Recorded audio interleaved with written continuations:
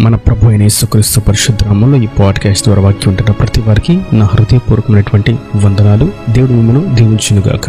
రోమా పత్రిక 8వ అధ్యాయము 32వ వచనం. తన సొంత కుమారుని అనుగ్రహించుటకు వెనుతీయక మన అందరి కొరకు ఆయనను అప్పగించిన వాడు ఆయనతో పాటు సమస్తమును మనకెందుకు అనుగ్రహింపడు. చదివిన వాక్య భాగంలో రోమా సంఘానికి పౌలు ఉత్తరాన్ని రాస్తూ వారిని బలపరుస్తూ ఉజ్జీవింపచేయడానికి, వారిని సరైన త్రోవలో నడిపించడానికి, వారు ఉన్నటువంటి స్థితిలో వారిని ప్రోత్సాహపరచడానికి పలుకుతున్నటువంటి ఆత్మీయమైనటువంటి పలుకు, ఆత్మపూర్ణుడిగా చెప్తున్నటువంటి మాట.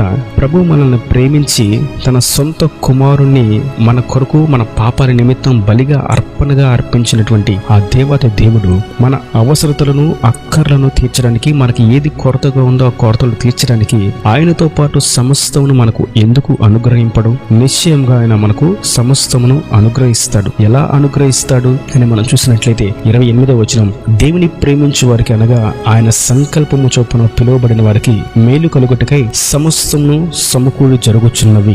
దేవుడు మనలను ప్రేమించి తన కుమారుని మనకు బలిగా, మన పాపాలకు, మన శిక్షకు, మన మరణమునకు మారుగా ఆయనను అప్పగించాడు. మరి ఇప్పుడు ఆయనతో పాటు ఇంకా మిగిలిన ఆశీర్వాదాలని మనం పొందుకోవాలంటే మనము చేయవలసినటువంటి ప్రప్రథమమైనటువంటి క్రియ ఏదనగా దేవుని ప్రేమించాలి. దేవుని ప్రేమించే వారికి ఆయన చేసినటువంటి ఆ త్యాగంలో ఉన్నటువంటి ఆశీర్వాదం సంపూర్ణంగా అనుగ్రహించబడుతుంది. ఒకవేళ దేవుని ప్రేమించక దేవుని యొక్క రక్షణను నిర్లక్ష్యం చేస్తూ ఆయన మరణ పునరుద్ధానమును విలువగా ఎంచక తృణీకరిస్తూ ఉన్నట్లయితే ఆ రక్తమును గూర్చి, ఆయన మరణ పునరుద్ధానమును గూర్చి తీర్పు పొందుటకై శిక్షా విధి కొరకు నిలబడి ఎదురు చూస్తున్న వారుగా మిగిలిపోతారు. ప్రభు అంటున్నారు, నన్ను ప్రేమించే వారికి నేను సమస్తమును సమకూడి జరిగిస్తాను. అప్పటి వరకు ఎన్నో ఒడిదుడుకులు, అపజయాలు, నిరాశ, నిస్పృహలు ఉన్నప్పటికీ ప్రభు మన మేలు కొరకు వాటిని సమకూడి జరిగిస్తూ ఉంటాడు. అనగా అప్పటి వరకు జరిగినటువంటి కీడును మేలుగా ఆయన మారుస్తాడు. కొన్ని సంవత్సరాల నుంచి ఆ కీడు అలాగే ప్రక్కన ఉన్నప్పటికీ ఆ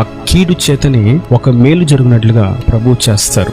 ఎందుకని అంటే ఆయన మన కొరకు మరణించాడు. ఆయన మన పాపముల నిమిత్తం శిలువ యాగమయ్యాడు, సమాధిలో ఉంచబడ్డాడు, మరణపు ముళ్ళను వేచి పునరుద్ధానుడయ్యాడు, మనల్ని నిత్య రాజ్యానికి చేర్చడానికి, నిత్య జీవమును మనకు ఇవ్వడానికి. ఇంత చేసినటువంటి ప్రభు మనము కన్నీరు కారుస్తుంటే, ప్రార్థిస్తుంటే, విలపిస్తుంటే, తృణీకరింపబడుతుంటే, వెలివేయబడుతుంటే, ఓటములో పాలై ఉంటే ఆయన చూస్తూ ఎందుకు ఊరుకుంటారు? ఆయన సమస్తమును మనకు అనుగ్రహించేవాడు. ఆయన గూర్చి మనం చూస్తాం, ఆయన ప్రేమ స్వరూపి మరియు ఆయన వాత్సల్యపూర్ణుడు, దయా కరుణ కటాక్షం కలిగిన వాడు, ఆయన తరతరములకు ఉండేటువంటి శాశ్వతమైనటువంటి కృపను చూపించేవాడు, ఆశీర్వదించేవాడు, దీవించేవాడు. అటువంటి దేవుడు మనల్ని విడిచి ఎలాగ దాటిపోతాడు? ఆయనతో పాటు మనకు సమస్తమును ఆయన అనుగ్రహిస్తాడు. ఒకానొక సమయంలో ఒక గుడ్డివాడు మార్గం ప్రక్కన ఉన్నాడు. ప్రభు ఆ మార్గం గుండా వెళ్తూ ఉన్నారు. ఆయన దగ్గరకు వచ్చేసరికి జనులు వేలాదిగా ఆయనను వెంబడిస్తూ ఉండగా ఆ విస్తారమైనటువంటి జన సమూహంలో ఈ గుడ్డివాడు పిలిచినటువంటి పిలుపు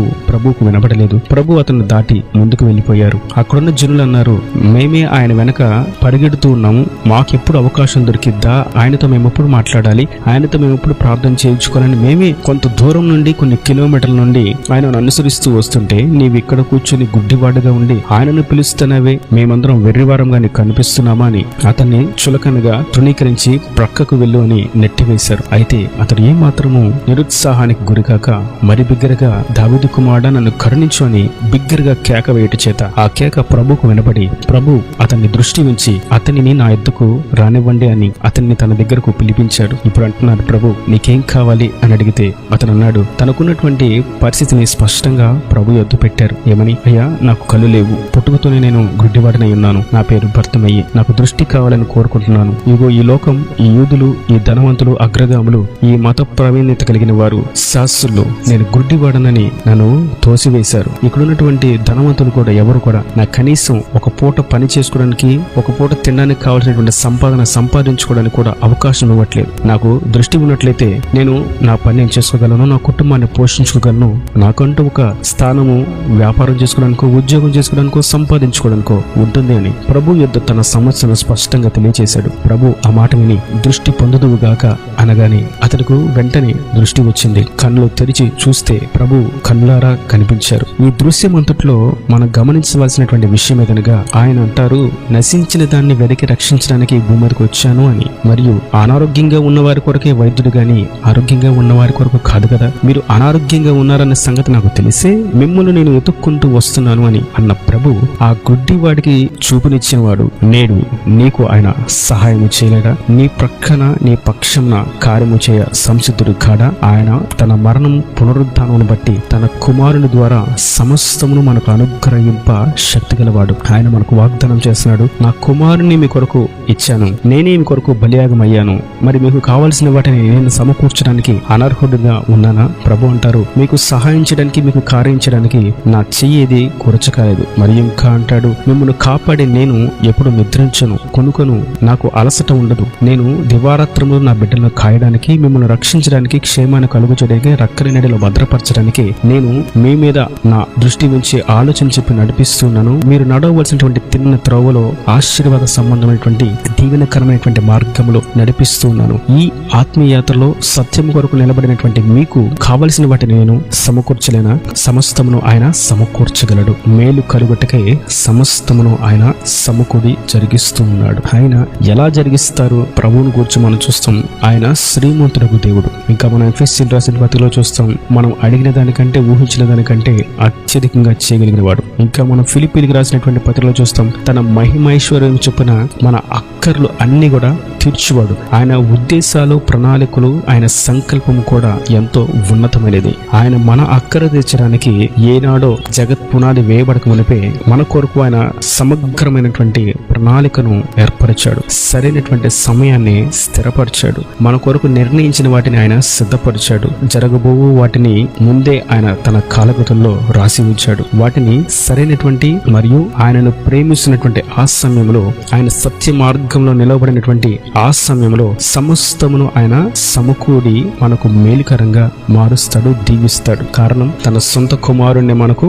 బలిగా అర్పించి ఉన్నాడు కనుక. లోకంలో మనం చూస్తూ ఉంటే వివాహ బంధంలో వధువు అనేకమైనటువంటి కానుకలను భర్త కొరకు తీసుకుని వస్తే కొన్ని దినములు, కొన్ని మాసములు, కొన్ని సంవత్సరముల తర్వాత ఆ భార్య మీద ఇష్టము లేక తనను ఇంటిలో నుండి త్రోసివేస్తే అప్పుడు ఆ భార్య అనుకుంటుంది, నన్ను ఎంతో ప్రేమగా చూసుకుంటానని వాగ్దానం చేసి, తీర్మానం చేసి, నిబంధనలు చేసుకుని నన్ను వివాహం చేసుకున్నాడు. వాగ్దానాలు చేసినటువంటి నా భర్త, నా యజమానుడు ఈ రోజున ఇలా ఎందుకు చేస్తున్నాడు అని ఆలోచిస్తూ ఉంటుంది. కారణం అతడు మనిషి గనుక తాను చేయాలనుకున్నాడు, కానీ నేను చేస్తాను, ఇస్తాను అన్నటువంటి ఆ వ్యక్తి చేయలేక నిలిచిపోయిన వాడుగా, ఓటమిని అంగీకరించిన వాడుగా, గర్వాంధుడుగా, అహంకారిగా మిగిలిపోతూ ఉంటాడు. మరియు ఎల్లకాలము అన్ని సన్నివేశాల్లో, అన్ని పరిస్థితుల్లో నేను నీకు తోడుగా ఉంటానని చెప్పినటువంటి భార్య భర్తకు అనారోగ్యం వస్తేనో, లేదంటే శరీర బలహీనత వస్తేనో, మానసికమైనటువంటి రుగ్మత వస్తేనో అతన్ని గూర్చినటువంటి ధ్యాస లేకుండా విడిచిపెట్టి తిరిగితే, ఇక నువ్వు అక్కర్లేదు అని అతన్ని విడిచి తన పుట్టింటికి వెళ్తే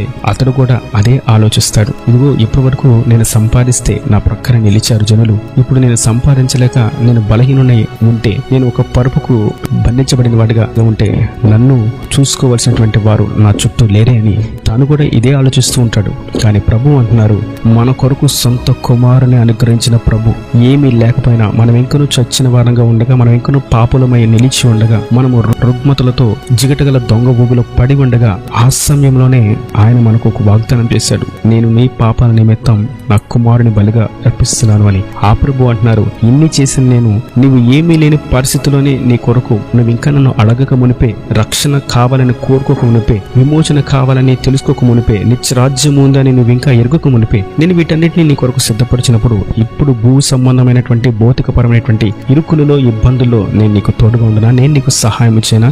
నిశ్చయంగా మనకు ఆయన సహాయం చేయ సంసిద్ధుడై ఉన్నాడు. ఆయన వాగ్దానంలో అవును, ఆమేనని ఉన్నాయి. ఆయన మనల్ని బలపరచడానికి, ధైర్యపరచడానికి, ఉజ్జీవింపచడానికి మన మధ్య ఆయన సజీవుడిగా నిలిచి ఉన్నాడు. పునరుద్ధానపు శక్తి చేత మన వెన్ను తట్టి ధైర్యపరుస్తున్నాడు. నా ప్రియ సహోదరులారా, బలహీనులుగా, వెనుక వేయబడిన వారంగా, అడుగు వేయలేని వారంగా నిలిచి ఉన్నట్లయితే మనకు ఈ సమయంలో, ఈ సందర్భంలో సహాయం చేయవారు ఎవరు అని ఎదురు చూస్తూ ఉండగా ప్రభు అంటున్నారు, సమస్తమును సమకూడి జరిగించేవాడను నేనే. నేను మీరు అనుకున్న దాన్ని, మీరు కోరుకున్న దాన్ని, మీరు ఆశించిన దాన్ని చేయలేనని మీరు అనుకుంటున్నారా? మీరు అడిగిన దానికంటే, ఊహించిన దానికంటే, ఆశించిన దానికంటే అత్యధికంగా చేయ శక్తి కలిగిన వాడను నేనే. ఈయన నేను మాటల ప్రతి వాని హృదయం కట్టి ఫలింపుచ్చాను కాక.